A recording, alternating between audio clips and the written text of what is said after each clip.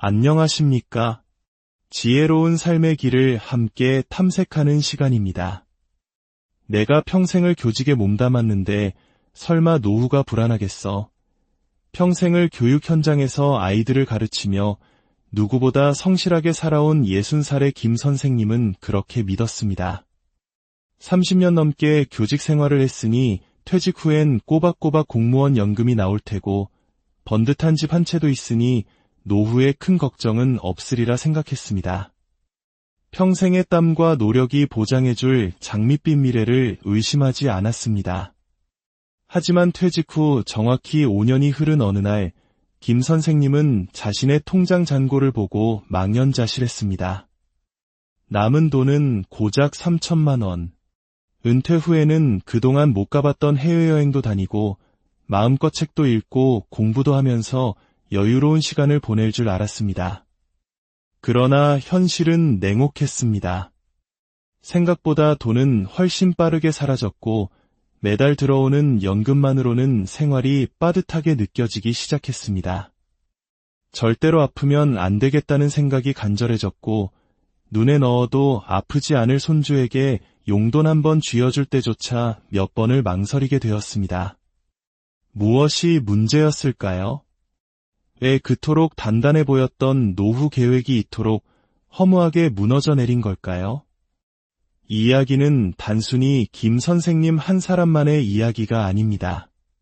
퇴직만 하면 모든 게 해결될 거야라고 믿었던 수많은 우리네 아버지, 어머니들이 은퇴 후 예상치 못한 현실의 벽에 부딪히고 있습니다.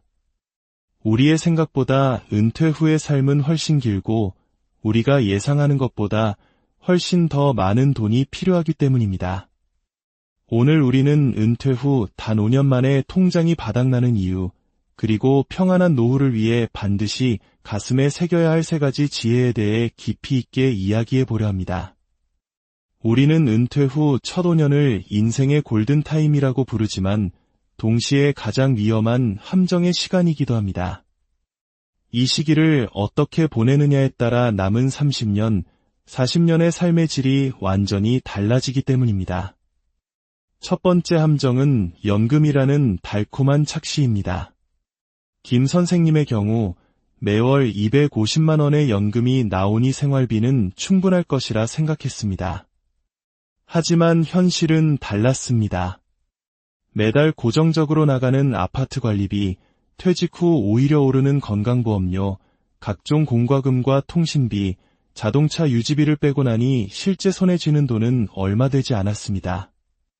여기에 퇴직 전과 다름없이 유지했던 친구들과의 모임, 가끔 떠나는 여행, 그리고 아버지, 어머니 하며 손을 벌리는 자녀들을 외면할 수 없어 조금씩 도와주다 보니 5년 동안 1억 원이 넘는 돈이 사라졌습니다. 결정적으로 예상치 못했던 치과 치료와 병원비는 모아두었던 퇴직금에 큰 구멍을 냈습니다. 많은 분들이 은퇴 후 소득은 줄어드는데 지출의 규모는 현역 시절과 비슷하게 유지되는 함정에 빠집니다. 이를 막기 위한 해결책은 단 하나, 은퇴 전에 자신의 고정 지출을 정확히 파악하고 과감하게 줄이는 것입니다. 특히 가장 큰 비중을 차지하는 주거비를 줄이는 용기가 필요합니다. 자녀들이 모두 출가했다면 관리비와 세금 부담이 큰 대형 아파트를 정리하고 실속 있는 소형주택으로 옮기는 것이 현명한 선택일 수 있습니다. 불필요한 자동차 유지비 또한 큰 부담입니다.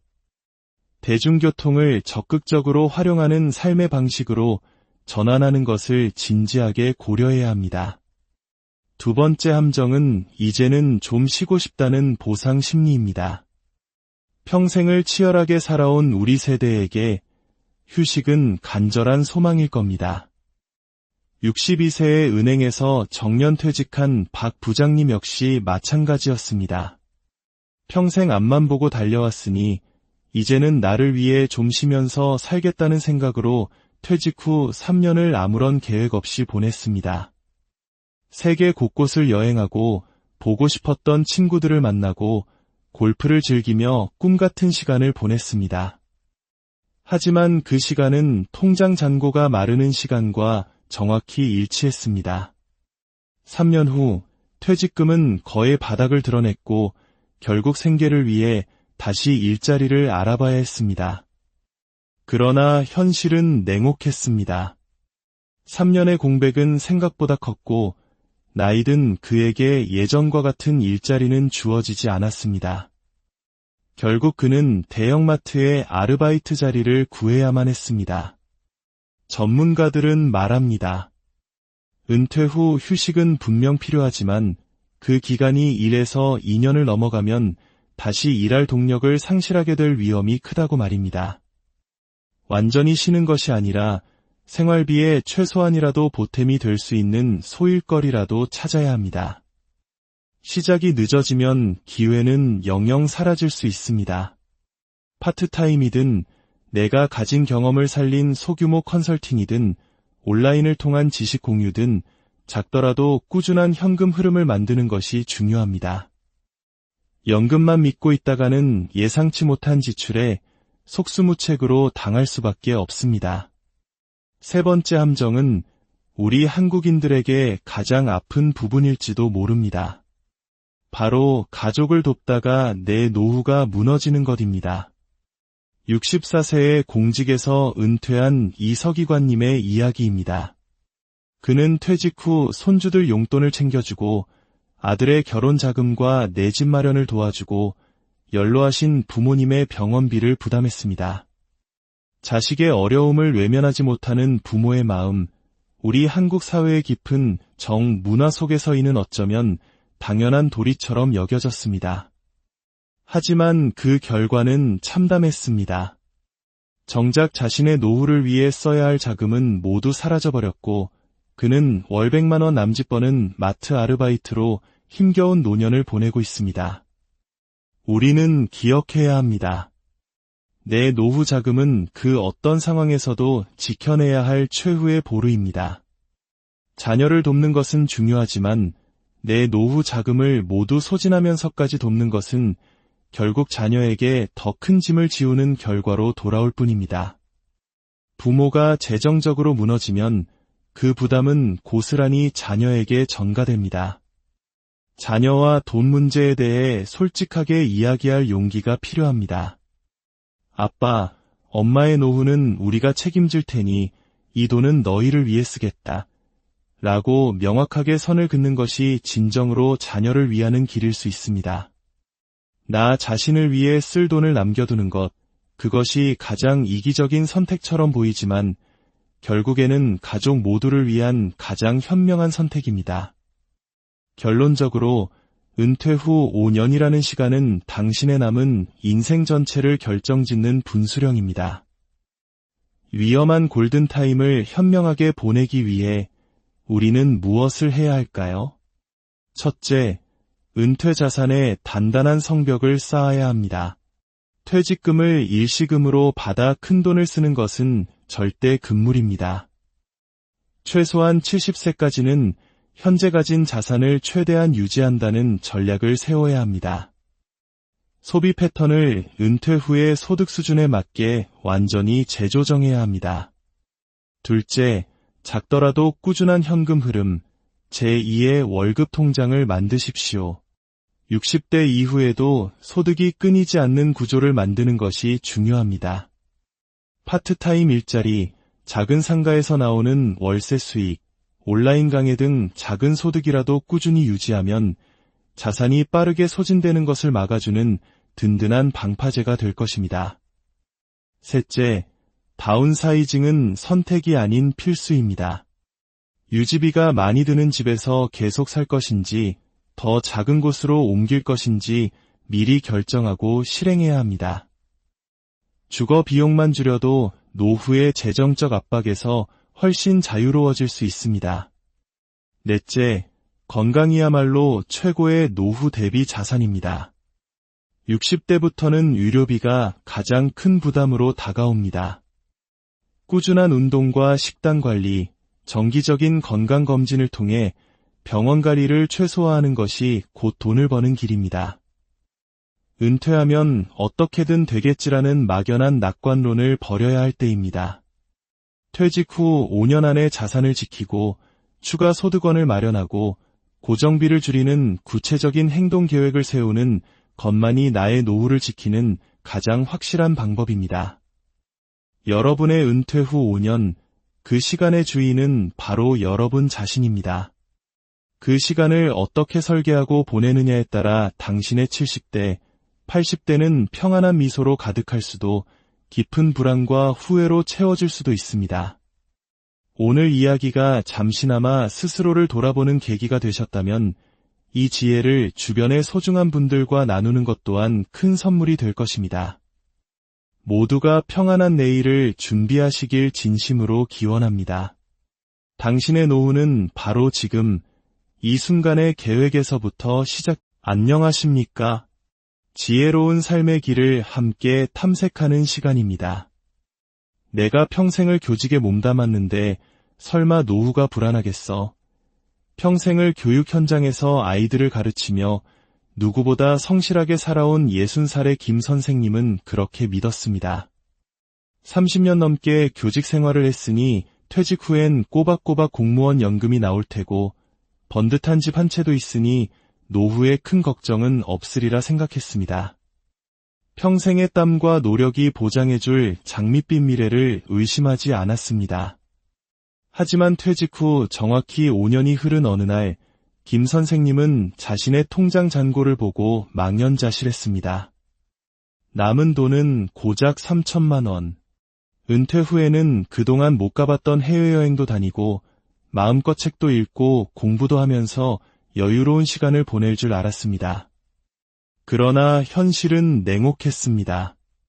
생각보다 돈은 훨씬 빠르게 사라졌고 매달 들어오는 연금만으로는 생활이 빠듯하게 느껴지기 시작했습니다. 절대로 아프면 안 되겠다는 생각이 간절해졌고 눈에 넣어도 아프지 않을 손주에게 용돈 한번 쥐어줄 때조차 몇 번을 망설이게 되었습니다. 무엇이 문제였을까요? 왜 그토록 단단해 보였던 노후 계획이 이토록 허무하게 무너져 내린 걸까요? 이 이야기는 단순히 김 선생님 한 사람만의 이야기가 아닙니다. 퇴직만 하면 모든 게 해결될 거야라고 믿었던 수많은 우리네 아버지, 어머니들이 은퇴 후 예상치 못한 현실의 벽에 부딪히고 있습니다. 우리의 생각보다 은퇴 후의 삶은 훨씬 길고 우리가 예상하는 것보다 훨씬 더 많은 돈이 필요하기 때문입니다. 오늘 우리는 은퇴 후 단 5년 만에 통장이 바닥나는 이유, 그리고 평안한 노후를 위해 반드시 가슴에 새겨야 할 3가지 지혜에 대해 깊이 있게 이야기해 보려 합니다. 우리는 은퇴 후 첫 5년을 인생의 골든타임이라고 부르지만 동시에 가장 위험한 함정의 시간이기도 합니다. 이 시기를 어떻게 보내느냐에 따라 남은 30년, 40년의 삶의 질이 완전히 달라지기 때문입니다. 첫 번째 함정은 연금이라는 달콤한 착시입니다. 김 선생님의 경우 매월 250만 원의 연금이 나오니 생활비는 충분할 것이라 생각했습니다. 하지만 현실은 달랐습니다. 매달 고정적으로 나가는 아파트 관리비, 퇴직 후 오히려 오르는 건강보험료, 각종 공과금과 통신비, 자동차 유지비를 빼고 나니 실제 손에 쥐는 돈은 얼마 되지 않았습니다. 여기에 퇴직 전과 다름없이 유지했던 친구들과의 모임, 가끔 떠나는 여행, 그리고 아버지, 어머니 하며 손을 벌리는 자녀들을 외면할 수 없어 조금씩 도와주다 보니 5년 동안 1억 원이 넘는 돈이 사라졌습니다. 결정적으로 예상치 못했던 치과 치료와 병원비는 모아두었던 퇴직금에 큰 구멍을 냈습니다. 많은 분들이 은퇴 후 소득은 줄어드는데 지출의 규모는 현역 시절과 비슷하게 유지되는 함정에 빠집니다. 이를 막기 위한 해결책은 단 하나, 은퇴 전에 자신의 고정 지출을 정확히 파악하고 과감하게 줄이는 것입니다. 특히 가장 큰 비중을 차지하는 주거비를 줄이는 용기가 필요합니다. 자녀들이 모두 출가했다면 관리비와 세금 부담이 큰 대형 아파트를 정리하고 실속 있는 소형주택으로 옮기는 것이 현명한 선택일 수 있습니다. 불필요한 자동차 유지비 또한 큰 부담입니다. 대중교통을 적극적으로 활용하는 삶의 방식으로 전환하는 것을 진지하게 고려해야 합니다. 두 번째 함정은 이제는 좀 쉬고 싶다는 보상 심리입니다. 평생을 치열하게 살아온 우리 세대에게 휴식은 간절한 소망일 겁니다. 62세의 은행에서 정년퇴직한 박 부장님 역시 마찬가지였습니다. 평생 앞만 보고 달려왔으니 이제는 나를 위해 좀 쉬면서 살겠다는 생각으로 퇴직 후 3년을 아무런 계획 없이 보냈습니다. 세계 곳곳을 여행하고 보고 싶었던 친구들을 만나고 골프를 즐기며 꿈같은 시간을 보냈습니다. 하지만 그 시간은 통장 잔고가 마르는 시간과 정확히 일치했습니다. 3년 후 퇴직금은 거의 바닥을 드러냈고 결국 생계를 위해 다시 일자리를 알아봐야 했습니다. 그러나 현실은 냉혹했습니다. 3년의 공백은 생각보다 컸고 나이든 그에게 예전과 같은 일자리는 주어지지 않았습니다. 결국 그는 대형마트의 아르바이트 자리를 구해야만 했습니다. 전문가들은 말합니다. 은퇴 후 휴식은 분명 필요하지만 그 기간이 1에서 2년을 넘어가면 다시 일할 동력을 상실하게 될 위험이 크다고 말입니다. 완전히 쉬는 것이 아니라 생활비에 최소한이라도 보탬이 될 수 있는 소일거리라도 찾아야 합니다. 시작이 늦어지면 기회는 영영 사라질 수 있습니다. 파트타임이든 내가 가진 경험을 살린 소규모 컨설팅이든 온라인을 통한 지식 공유든 작더라도 꾸준한 현금 흐름을 만드는 것이 중요합니다. 연금만 믿고 있다가는 예상치 못한 지출에 속수무책으로 당할 수밖에 없습니다. 세 번째 함정은 우리 한국인들에게 가장 아픈 부분일지도 모릅니다. 바로 가족을 돕다가 내 노후가 무너지는 것입니다. 64세의 공직에서 은퇴한 이서기관님의 이야기입니다. 그는 퇴직 후 손주들 용돈을 챙겨주고 아들의 결혼 자금과 내 집 마련을 도와주고 연로하신 부모님의 병원비를 부담했습니다. 자식의 어려움을 외면하지 못하는 부모의 마음, 우리 한국 사회의 깊은 정문화 속에서인은 어쩌면 당연한 도리처럼 여겨졌습니다. 하지만 그 결과는 참담했습니다. 정작 자신의 노후를 위해 써야 할 자금은 모두 사라져버렸고 그는 월 100만 원 남짓 버는 마트 아르바이트로 힘겨운 노년을 보내고 있습니다. 우리는 기억해야 합니다.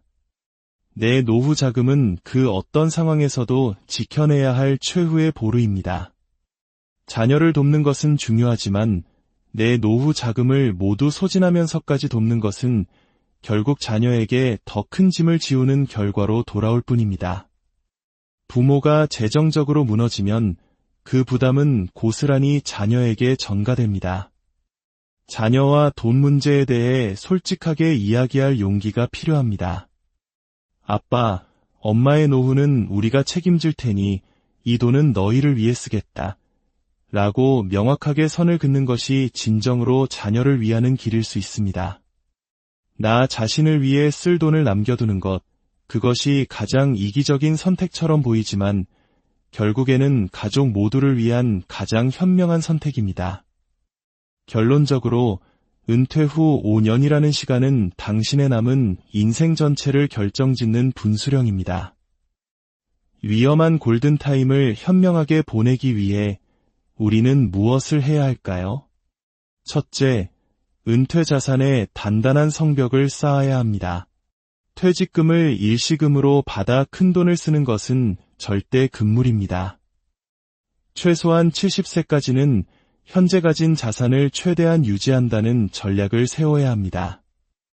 소비 패턴을 은퇴 후의 소득 수준에 맞게 완전히 재조정해야 합니다.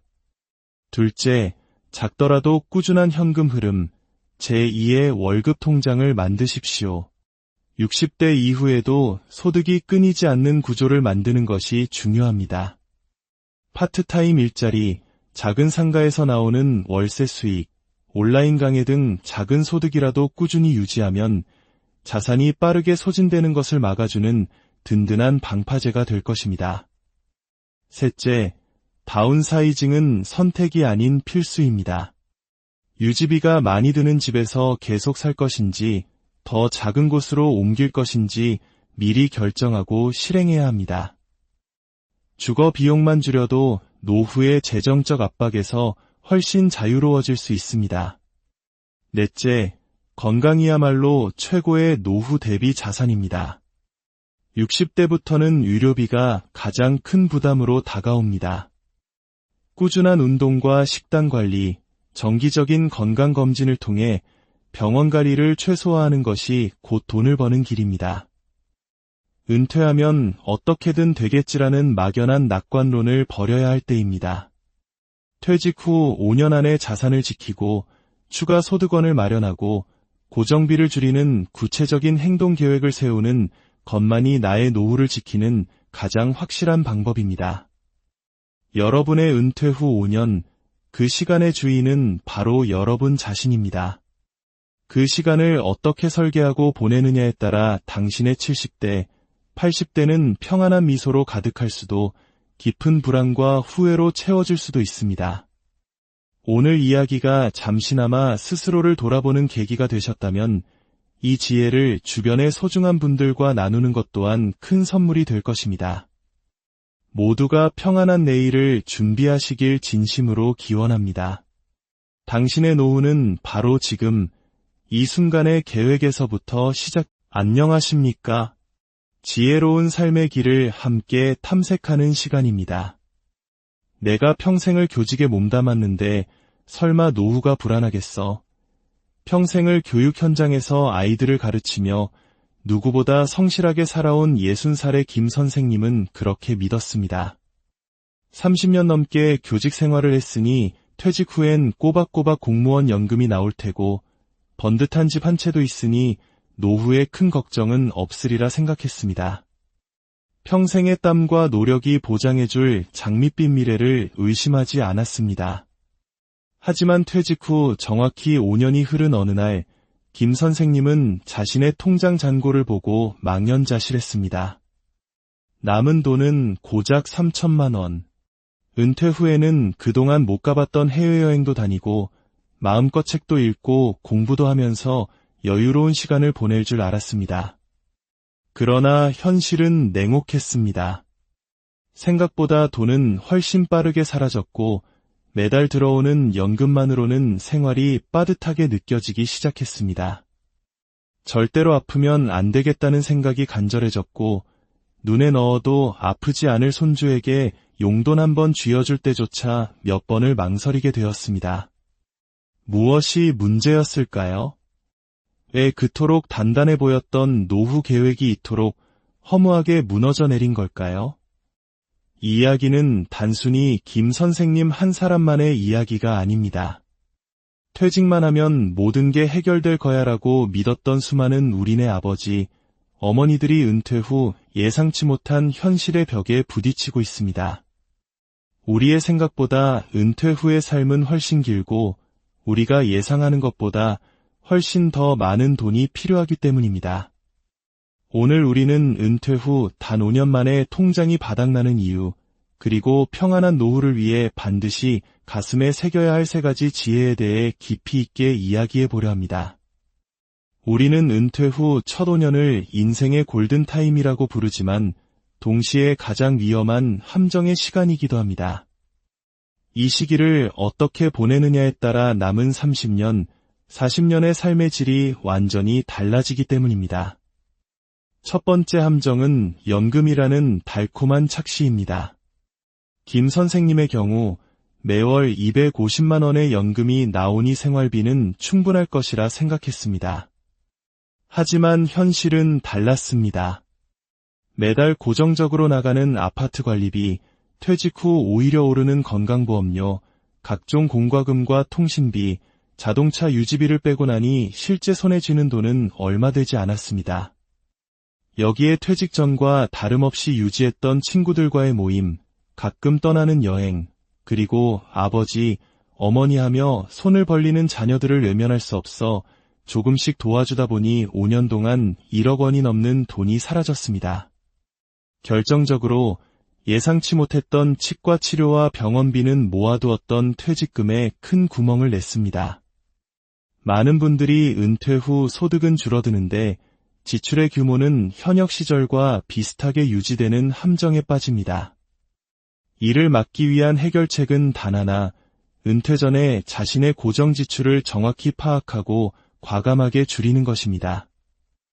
특히 가장 큰 비중을 차지하는 주거비를 줄이는 용기가 필요합니다. 자녀들이 모두 출가했다면 관리비와 세금 부담이 큰 대형 아파트를 정리하고 실속 있는 소형 주택으로 옮기는 것이 현명한 선택일 수 있습니다. 불필요한 자동차 유지비 또한 큰 부담입니다. 대중교통을 적극적으로 활용하는 삶의 방식으로 전환하는 것을 진지하게 고려해야 합니다. 두 번째 함정은 이제는 좀 쉬고 싶다는 보상 심리입니다. 평생을 치열하게 살아온 우리 세대에게 휴식은 간절한 소망일 겁니다. 62세에 은행에서 정년퇴직한 박 부장님 역시 마찬가지였습니다. 평생 앞만 보고 달려왔으니 이제는 나를 위해 좀 쉬면서 살겠다는 생각으로 퇴직 후 3년을 아무런 계획 없이 보냈습니다.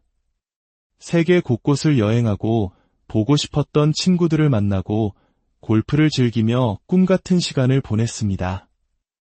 하지만 그 시간은 통장 잔고가 마르는 시간과 정확히 일치했습니다. 3년 후 퇴직금은 거의 바닥을 드러냈고 결국 생계를 위해 다시 일자리를 알아봐야 했습니다. 그러나 현실은 냉혹했습니다. 3년의 공백은 생각보다 컸고 나이든 그에게 예전과 같은 일자리는 주어지지 않았습니다. 결국 그는 대형마트의 아르바이트 자리를 구해야만 했습니다. 전문가들은 말합니다. 은퇴 후 휴식은 분명 필요하지만 그 기간이 1에서 2년을 넘어가면 다시 일할 동력을 상실하게 될 위험이 크다고 말입니다. 완전히 쉬는 것이 아니라 생활비에 최소한이라도 보탬이 될 수 있는 소일거리라도 찾아야 합니다. 시작이 늦어지면 기회는 영영 사라질 수 있습니다. 파트타임이든 내가 가진 경험을 살린 소규모 컨설팅이든 온라인을 통한 지식 공유든 작더라도 꾸준한 현금 흐름을 만드는 것이 중요합니다. 연금만 믿고 있다가는 예상치 못한 지출에 속수무책으로 당할 수밖에 없습니다. 세 번째 함정은 우리 한국인들에게 가장 아픈 부분일지도 모릅니다. 바로 가족을 돕다가 내 노후가 무너지는 것입니다. 64세의 공직에서 은퇴한 이서기관님의 이야기입니다. 그는 퇴직 후 손주들 용돈을 챙겨주고 아들의 결혼 자금과 내 집 마련을 도와주고 연로하신 부모님의 병원비를 부담했습니다. 자식의 어려움을 외면하지 못하는 부모의 마음, 우리 한국 사회의 깊은 정문화 속에서이는 어쩌면 당연한 도리처럼 여겨졌습니다. 하지만 그 결과는 참담했습니다. 정작 자신의 노후를 위해 써야 할 자금은 모두 사라져버렸고 그는 월 100만 원 남짓 버는 마트 아르바이트로 힘겨운 노년을 보내고 있습니다. 우리는 기억해야 합니다. 내 노후 자금은 그 어떤 상황에서도 지켜내야 할 최후의 보루입니다. 자녀를 돕는 것은 중요하지만 내 노후 자금을 모두 소진하면서까지 돕는 것은 결국 자녀에게 더 큰 짐을 지우는 결과로 돌아올 뿐입니다. 부모가 재정적으로 무너지면 그 부담은 고스란히 자녀에게 전가됩니다. 자녀와 돈 문제에 대해 솔직하게 이야기할 용기가 필요합니다. 아빠, 엄마의 노후는 우리가 책임질 테니 이 돈은 너희를 위해 쓰겠다. 라고 명확하게 선을 긋는 것이 진정으로 자녀를 위하는 길일 수 있습니다.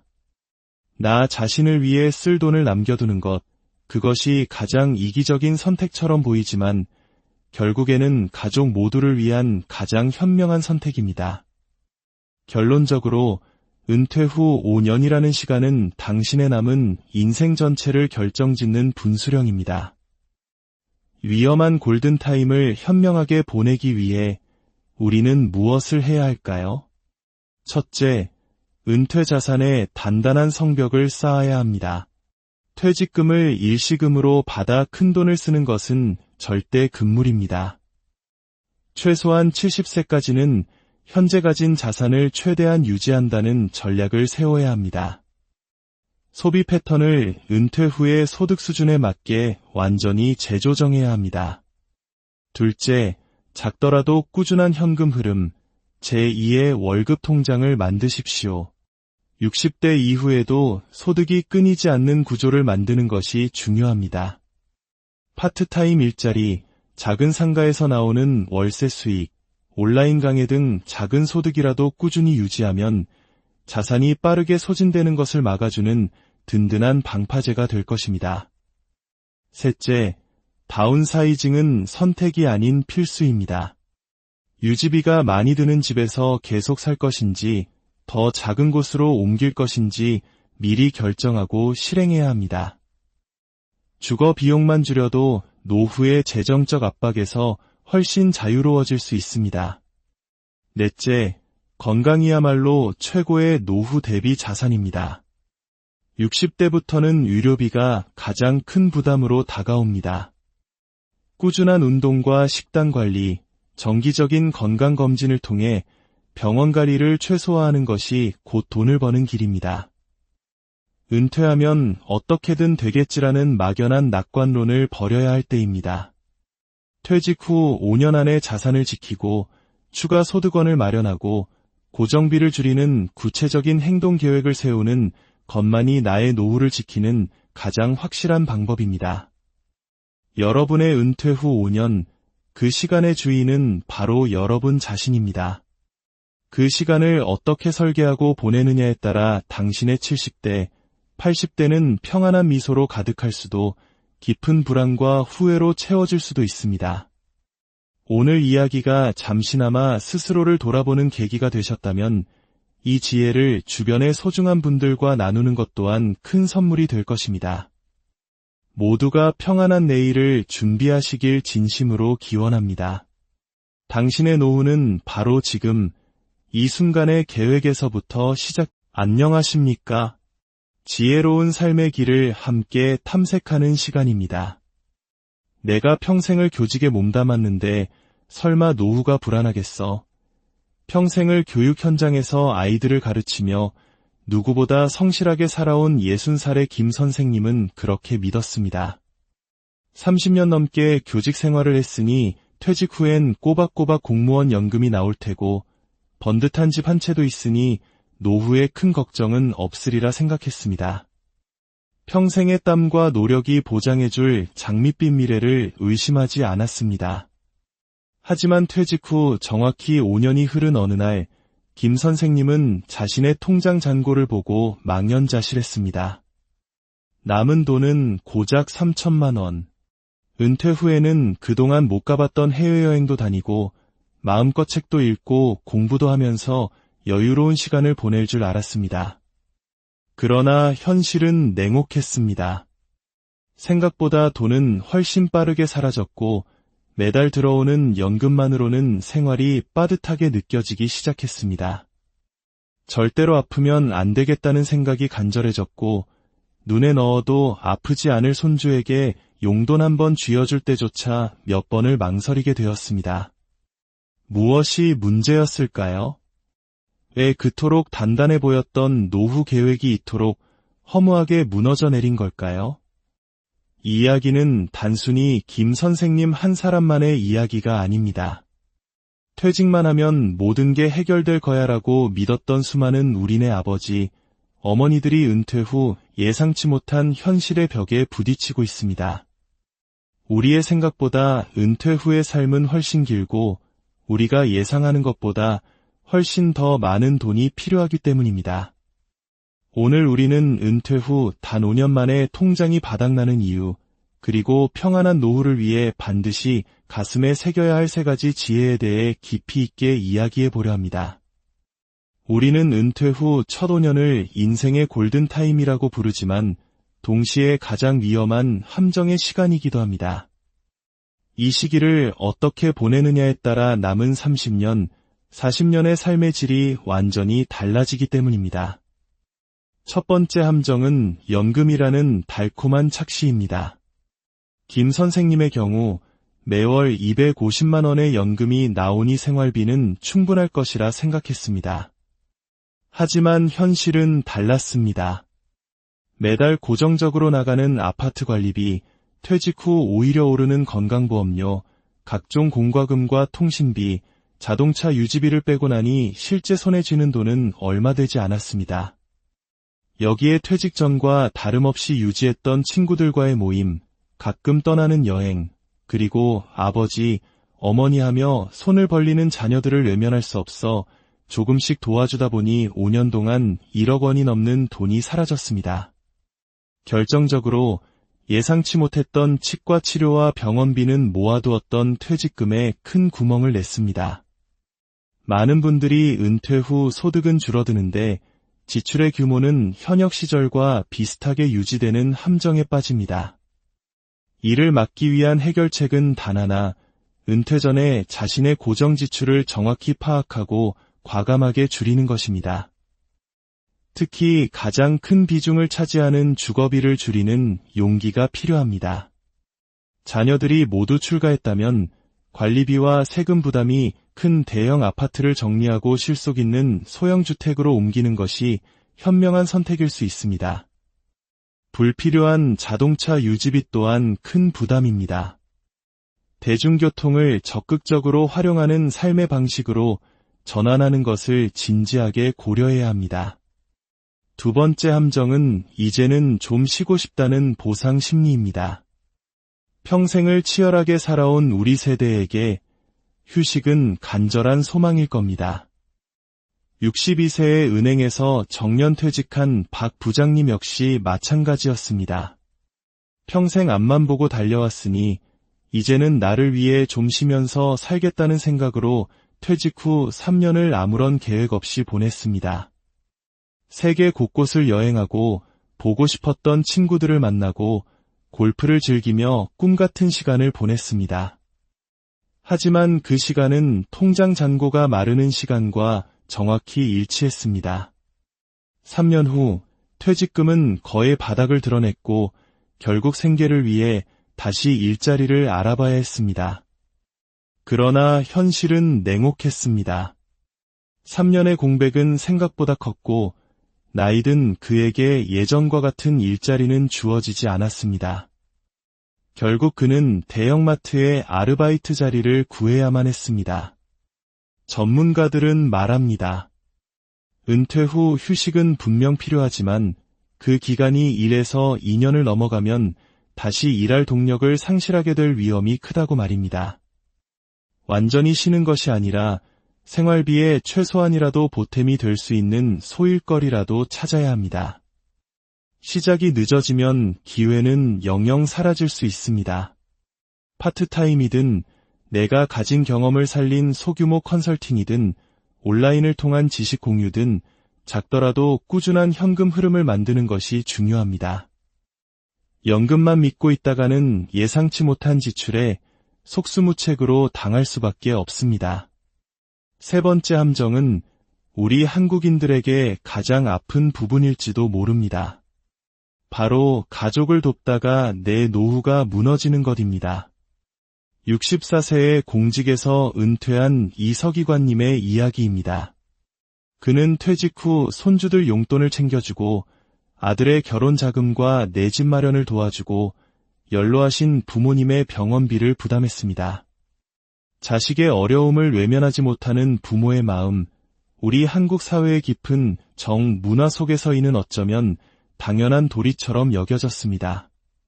하지만 그 결과는 참담했습니다. 정작 자신의 노후를 위해 써야 할 자금은 모두 사라져버렸고 그는 월 100만 원 남짓 버는 마트 아르바이트로 힘겨운 노년을 보내고 있습니다. 우리는 기억해야 합니다. 내 노후 자금은 그 어떤 상황에서도 지켜내야 할 최후의 보루입니다. 자녀를 돕는 것은 중요하지만 내 노후 자금을 모두 소진하면서까지 돕는 것은 결국 자녀에게 더 큰 짐을 지우는 결과로 돌아올 뿐입니다. 부모가 재정적으로 무너지면 그 부담은 고스란히 자녀에게 전가됩니다. 자녀와 돈 문제에 대해 솔직하게 이야기할 용기가 필요합니다. 아빠, 엄마의 노후는 우리가 책임질 테니 이 돈은 너희를 위해 쓰겠다. 라고 명확하게 선을 긋는 것이 진정으로 자녀를 위하는 길일 수 있습니다.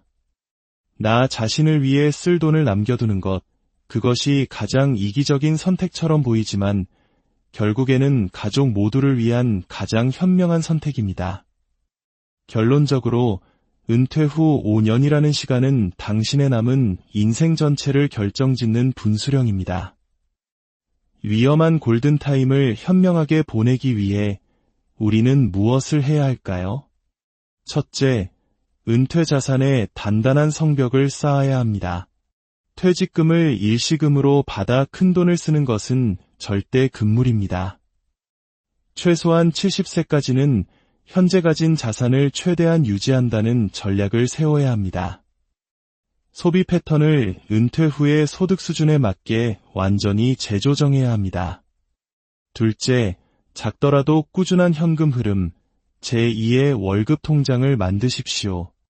60대 이후에도 소득이 끊이지 않는 구조를 만드는 것이 중요합니다. 파트타임 일자리, 작은 상가에서 나오는 월세 수익, 온라인 강의 등 작은 소득이라도 꾸준히 유지하면 자산이 빠르게 소진되는 것을 막아주는 든든한 방파제가 될 것입니다. 셋째, 다운사이징은 선택이 아닌 필수입니다. 유지비가 많이 드는 집에서 계속 살 것인지 더 작은 곳으로 옮길 것인지 미리 결정하고 실행해야 합니다. 주거 비용만 줄여도 노후의 재정적 압박에서 훨씬 자유로워질 수 있습니다. 넷째, 건강이야말로 최고의 노후 대비 자산입니다. 60대부터는 의료비가 가장 큰 부담으로 다가옵니다. 꾸준한 운동과 식단 관리, 정기적인 건강검진을 통해 병원 관리를 최소화하는 것이 곧 돈을 버는 길입니다. 은퇴하면 어떻게든 되겠지라는 막연한 낙관론을 버려야 할 때입니다. 퇴직 후 5년 안에 자산을 지키고 추가 소득원을 마련하고 고정비를 줄이는 구체적인 행동 계획을 세우는 것만이 나의 노후를 지키는 가장 확실한 방법입니다. 여러분의 은퇴 후 5년, 그 시간의 주인은 바로 여러분 자신입니다. 그 시간을 어떻게 설계하고 보내느냐에 따라 당신의 70대, 80대는 평안한 미소로 가득할 수도 깊은 불안과 후회로 채워질 수도 있습니다. 오늘 이야기가 잠시나마 스스로를 돌아보는 계기가 되셨다면 이 지혜를 주변의 소중한 분들과 나누는 것 또한 큰 선물이 될 것입니다. 모두가 평안한 내일을 준비하시길 진심으로 기원합니다. 당신의 노후는 바로 지금 이 순간의 계획에서부터 시작. 안녕하십니까? 지혜로운 삶의 길을 함께 탐색하는 시간입니다. 내가 평생을 교직에 몸담았는데 설마 노후가 불안하겠어? 평생을 교육 현장에서 아이들을 가르치며 누구보다 성실하게 살아온 60살의 김 선생님은 그렇게 믿었습니다. 30년 넘게 교직 생활을 했으니 퇴직 후엔 꼬박꼬박 공무원 연금이 나올 테고 번듯한 집 한 채도 있으니 노후에 큰 걱정은 없으리라 생각했습니다. 평생의 땀과 노력이 보장해줄 장밋빛 미래를 의심하지 않았습니다. 하지만 퇴직 후 정확히 5년이 흐른 어느 날 김 선생님은 자신의 통장 잔고를 보고 망연자실했습니다. 남은 돈은 고작 3천만 원. 은퇴 후에는 그동안 못 가봤던 해외여행도 다니고 마음껏 책도 읽고 공부도 하면서 여유로운 시간을 보낼 줄 알았습니다. 그러나 현실은 냉혹했습니다. 생각보다 돈은 훨씬 빠르게 사라졌고 매달 들어오는 연금만으로는 생활이 빠듯하게 느껴지기 시작했습니다. 절대로 아프면 안 되겠다는 생각이 간절해졌고 눈에 넣어도 아프지 않을 손주에게 용돈 한번 쥐어줄 때조차 몇 번을 망설이게 되었습니다. 무엇이 문제였을까요? 왜 그토록 단단해 보였던 노후 계획이 이토록 허무하게 무너져 내린 걸까요? 이 이야기는 단순히 김 선생님 한 사람만의 이야기가 아닙니다. 퇴직만 하면 모든 게 해결될 거야라고 믿었던 수많은 우리네 아버지, 어머니들이 은퇴 후 예상치 못한 현실의 벽에 부딪히고 있습니다. 우리의 생각보다 은퇴 후의 삶은 훨씬 길고 우리가 예상하는 것보다 훨씬 더 많은 돈이 필요하기 때문입니다. 오늘 우리는 은퇴 후 단 5년 만에 통장이 바닥나는 이유, 그리고 평안한 노후를 위해 반드시 가슴에 새겨야 할 3가지 지혜에 대해 깊이 있게 이야기해 보려 합니다. 우리는 은퇴 후 첫 5년을 인생의 골든타임이라고 부르지만 동시에 가장 위험한 함정의 시간이기도 합니다. 이 시기를 어떻게 보내느냐에 따라 남은 30년, 40년의 삶의 질이 완전히 달라지기 때문입니다. 첫 번째 함정은 연금이라는 달콤한 착시입니다. 김 선생님의 경우 매월 250만 원의 연금이 나오니 생활비는 충분할 것이라 생각했습니다. 하지만 현실은 달랐습니다. 매달 고정적으로 나가는 아파트 관리비, 퇴직 후 오히려 오르는 건강보험료, 각종 공과금과 통신비, 자동차 유지비를 빼고 나니 실제 손에 쥐는 돈은 얼마 되지 않았습니다. 여기에 퇴직 전과 다름없이 유지했던 친구들과의 모임, 가끔 떠나는 여행, 그리고 아버지, 어머니 하며 손을 벌리는 자녀들을 외면할 수 없어 조금씩 도와주다 보니 5년 동안 1억 원이 넘는 돈이 사라졌습니다. 결정적으로 예상치 못했던 치과 치료와 병원비는 모아두었던 퇴직금에 큰 구멍을 냈습니다. 많은 분들이 은퇴 후 소득은 줄어드는데 지출의 규모는 현역 시절과 비슷하게 유지되는 함정에 빠집니다. 이를 막기 위한 해결책은 단 하나, 은퇴 전에 자신의 고정 지출을 정확히 파악하고 과감하게 줄이는 것입니다. 특히 가장 큰 비중을 차지하는 주거비를 줄이는 용기가 필요합니다. 자녀들이 모두 출가했다면 관리비와 세금 부담이 큰 대형 아파트를 정리하고 실속 있는 소형 주택으로 옮기는 것이 현명한 선택일 수 있습니다. 불필요한 자동차 유지비 또한 큰 부담입니다. 대중교통을 적극적으로 활용하는 삶의 방식으로 전환하는 것을 진지하게 고려해야 합니다. 두 번째 함정은 이제는 좀 쉬고 싶다는 보상 심리입니다. 평생을 치열하게 살아온 우리 세대에게 휴식은 간절한 소망일 겁니다. 62세의 은행에서 정년퇴직한 박 부장님 역시 마찬가지였습니다. 평생 앞만 보고 달려왔으니 이제는 나를 위해 좀 쉬면서 살겠다는 생각으로 퇴직 후 3년을 아무런 계획 없이 보냈습니다.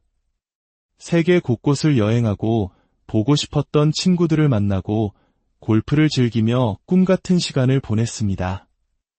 하지만 그 시간은 통장 잔고가 마르는 시간과 정확히 일치했습니다. 3년 후 퇴직금은 거의 바닥을 드러냈고 결국 생계를 위해 다시 일자리를 알아봐야 했습니다. 그러나 현실은 냉혹했습니다. 3년의 공백은 생각보다 컸고 나이든 그에게 예전과 같은 일자리는 주어지지 않았습니다. 결국 그는 대형마트의 아르바이트 자리를 구해야만 했습니다. 전문가들은 말합니다. 은퇴 후 휴식은 분명 필요하지만 그 기간이 1에서 2년을 넘어가면 다시 일할 동력을 상실하게 될 위험이 크다고 말입니다. 완전히 쉬는 것이 아니라 생활비에 최소한이라도 보탬이 될 수 있는 소일거리라도 찾아야 합니다. 시작이 늦어지면 기회는 영영 사라질 수 있습니다. 파트타임이든 내가 가진 경험을 살린 소규모 컨설팅이든 온라인을 통한 지식 공유든 작더라도 꾸준한 현금 흐름을 만드는 것이 중요합니다. 연금만 믿고 있다가는 예상치 못한 지출에 속수무책으로 당할 수밖에 없습니다. 세 번째 함정은 우리 한국인들에게 가장 아픈 부분일지도 모릅니다. 바로 가족을 돕다가 내 노후가 무너지는 것입니다. 64세의 공직에서 은퇴한 이서기관님의 이야기입니다. 그는 퇴직 후 손주들 용돈을 챙겨주고 아들의 결혼 자금과 내 집 마련을 도와주고 연로하신 부모님의 병원비를 부담했습니다. 자식의 어려움을 외면하지 못하는 부모의 마음, 우리 한국 사회의 깊은 정문화 속에서이는 어쩌면 당연한 도리처럼 여겨졌습니다. 하지만 그 결과는 참담했습니다. 정작 자신의 노후를 위해 써야 할 자금은 모두 사라져버렸고 그는 월 100만 원 남짓 버는 마트 아르바이트로 힘겨운 노년을 보내고 있습니다. 우리는 기억해야 합니다. 내 노후 자금은 그 어떤 상황에서도 지켜내야 할 최후의 보루입니다. 자녀를 돕는 것은 중요하지만 내 노후 자금을 모두 소진하면서까지 돕는 것은 결국 자녀에게 더 큰 짐을 지우는 결과로 돌아올 뿐입니다. 부모가 재정적으로 무너지면 그 부담은 고스란히 자녀에게 전가됩니다. 자녀와 돈 문제에 대해 솔직하게 이야기할 용기가 필요합니다. 아빠, 엄마의 노후는 우리가 책임질 테니 이 돈은 너희를 위해 쓰겠다. 라고 명확하게 선을 긋는 것이 진정으로 자녀를 위하는 길일 수 있습니다. 나 자신을 위해 쓸 돈을 남겨두는 것, 그것이 가장 이기적인 선택처럼 보이지만 결국에는 가족 모두를 위한 가장 현명한 선택입니다. 결론적으로 은퇴 후 5년이라는 시간은 당신의 남은 인생 전체를 결정짓는 분수령입니다. 위험한 골든타임을 현명하게 보내기 위해 우리는 무엇을 해야 할까요? 첫째, 은퇴 자산에 단단한 성벽을 쌓아야 합니다. 퇴직금을 일시금으로 받아 큰돈을 쓰는 것은 절대 금물입니다. 최소한 70세까지는 현재 가진 자산을 최대한 유지한다는 전략을 세워야 합니다. 소비 패턴을 은퇴 후의 소득 수준에 맞게 완전히 재조정해야 합니다.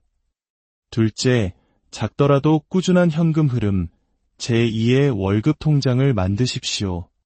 60대 이후에도 소득이 끊이지 않는 구조를 만드는 것이 중요합니다. 파트타임 일자리, 작은 상가에서 나오는 월세 수익, 온라인 강의 등 작은 소득이라도 꾸준히 유지하면 자산이 빠르게 소진되는 것을 막아주는 든든한 방파제가 될 것입니다. 셋째, 다운사이징은 선택이 아닌 필수입니다.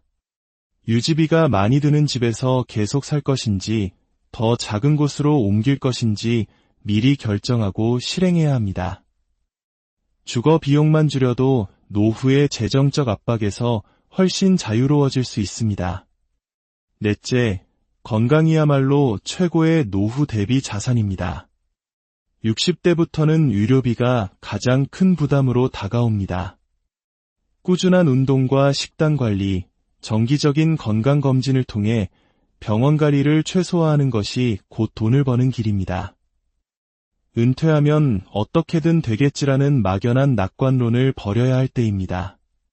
퇴직 후 5년 안에 자산을 지키고 추가 소득원을 마련하고 고정비를 줄이는 구체적인 행동 계획을 세우는 것만이 나의 노후를 지키는 가장 확실한 방법입니다. 여러분의 은퇴 후 5년, 그 시간의 주인은 바로 여러분 자신입니다. 그 시간을 어떻게 설계하고 보내느냐에 따라 당신의 70대, 80대는 평안한 미소로 가득할 수도 깊은 불안과 후회로 채워질 수도 있습니다. 오늘 이야기가 잠시나마 스스로를 돌아보는 계기가 되셨다면 이 지혜를 주변의 소중한 분들과 나누는 것 또한 큰 선물이 될 것입니다. 모두가 평안한 내일을 준비하시길 진심으로 기원합니다. 당신의 노후는 바로 지금 이 순간의 계획에서부터 안녕하십니까? 지혜로운 삶의 길을 함께 탐색하는 시간입니다. 내가 평생을 교직에 몸담았는데 설마 노후가 불안하겠어? 평생을 교육 현장에서 아이들을 가르치며 누구보다 성실하게 살아온 60살의 김 선생님은 그렇게 믿었습니다. 30년 넘게 교직 생활을 했으니 퇴직 후엔 꼬박꼬박 공무원 연금이 나올 테고 번듯한 집 한 채도 있으니 노후에 큰 걱정은 없으리라 생각했습니다. 평생의 땀과 노력이 보장해줄 장밋빛 미래를 의심하지 않았습니다. 하지만 퇴직 후 정확히 5년이 흐른 어느 날 김 선생님은 자신의 통장 잔고를 보고 망연자실했습니다. 남은 돈은 고작 3천만 원. 은퇴 후에는 그동안 못 가봤던 해외여행도 다니고 마음껏 책도 읽고 공부도 하면서 여유로운 시간을 보낼 줄 알았습니다. 그러나 현실은 냉혹했습니다.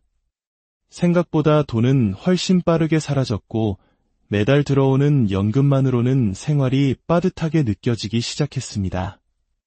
절대로 아프면 안 되겠다는 생각이 간절해졌고 눈에 넣어도 아프지 않을 손주에게 용돈 한 번 쥐어줄 때조차 몇 번을 망설이게 되었습니다.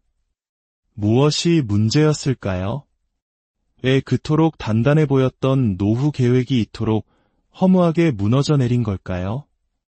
이 이야기는 단순히 김 선생님 한 사람만의 이야기가 아닙니다. 퇴직만 하면 모든 게 해결될 거야라고 믿었던 수많은 우리네 아버지, 어머니들이 은퇴 후 예상치 못한 현실의 벽에 부딪히고 있습니다.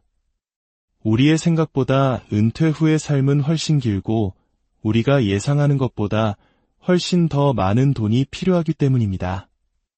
오늘 우리는 은퇴 후 단 5년 만에 통장이 바닥나는 이유, 그리고 평안한 노후를 위해 반드시 가슴에 새겨야 할 3가지 지혜에 대해 깊이 있게 이야기해 보려 합니다.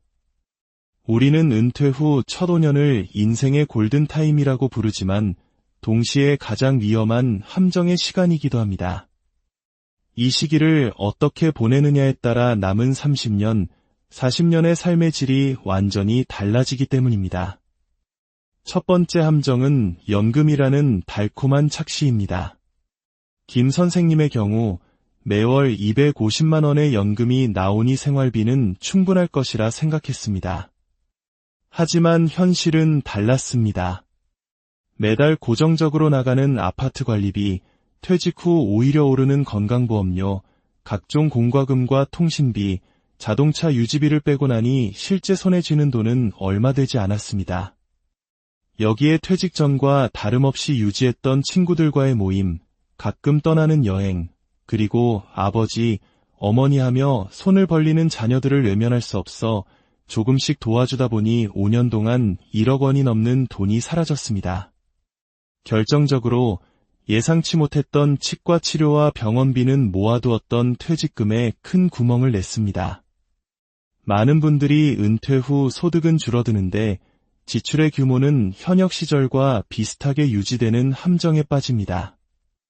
이를 막기 위한 해결책은 단 하나, 은퇴 전에 자신의 고정 지출을 정확히 파악하고 과감하게 줄이는 것입니다.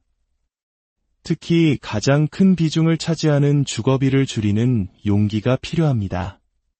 자녀들이 모두 출가했다면 관리비와 세금 부담이 큰 대형 아파트를 정리하고 실속 있는 소형주택으로 옮기는 것이 현명한 선택일 수 있습니다. 불필요한 자동차 유지비 또한 큰 부담입니다. 대중교통을 적극적으로 활용하는 삶의 방식으로 전환하는 것을 진지하게 고려해야 합니다. 두 번째 함정은 이제는 좀 쉬고 싶다는 보상 심리입니다. 평생을 치열하게 살아온 우리 세대에게 휴식은 간절한 소망일 겁니다. 62세에 은행에서 정년퇴직한 박 부장님 역시 마찬가지였습니다. 평생 앞만 보고 달려왔으니 이제는 나를 위해 좀 쉬면서 살겠다는 생각으로 퇴직 후 3년을 아무런 계획 없이 보냈습니다.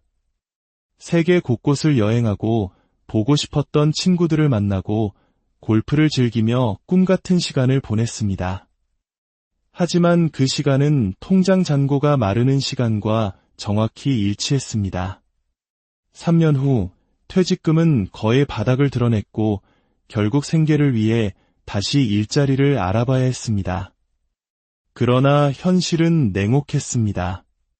3년의 공백은 생각보다 컸고 나이든 그에게 예전과 같은 일자리는 주어지지 않았습니다. 결국 그는 대형마트의 아르바이트 자리를 구해야만 했습니다. 전문가들은 말합니다. 은퇴 후 휴식은 분명 필요하지만 그 기간이 1에서 2년을 넘어가면 다시 일할 동력을 상실하게 될 위험이 크다고 말입니다. 완전히 쉬는 것이 아니라 생활비에 최소한이라도 보탬이 될 수 있는 소일거리라도 찾아야 합니다. 시작이 늦어지면 기회는 영영 사라질 수 있습니다. 파트타임이든 내가 가진 경험을 살린 소규모 컨설팅이든 온라인을 통한 지식 공유든 작더라도 꾸준한 현금 흐름을 만드는 것이 중요합니다. 연금만